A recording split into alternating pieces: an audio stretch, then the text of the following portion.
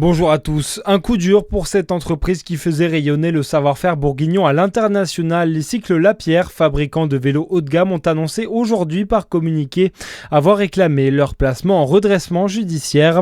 En cause, une situation financière difficile qui s'est accentuée après les années Covid. Près de 100 personnes travaillent pour l'entreprise installée à Dijon depuis 80 ans. Si aucun repreneur ne se présente, ils pourraient perdre leur emploi. La situation économique continue de s'aggraver aussi pour la Cité de la gastronomie à Dijon. Plusieurs associations réclameraient des impayés ou des retards de paiement de la part du village gastronomique selon les informations du bien public. L'association Jéricho dénonce par exemple 300 jours de retard. Une structure en difficulté parmi d'autres à la Cité de la gastronomie, 3 restaurants avaient dû fermer leurs portes pour liquidation judiciaire au printemps dernier.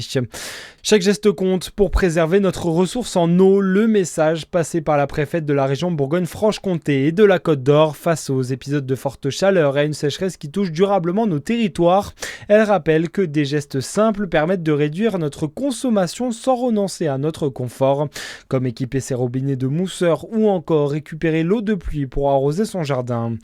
Dans le reste de l'actualité, canicule, sécheresse, incendie face à un été particulièrement éprouvant pour les agriculteurs. La ministre Annie Genevard annonce un plan global.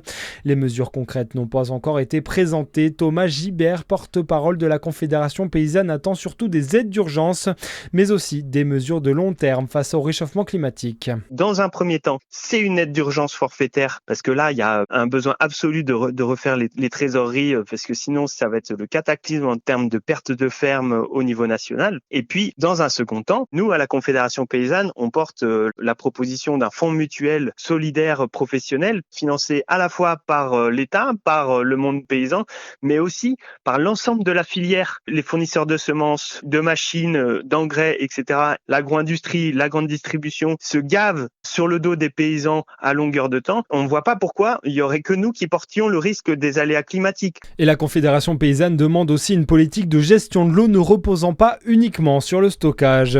Un cas d'hantavirus détecté sur les territoires français, annonce du ministère de la Santé hier.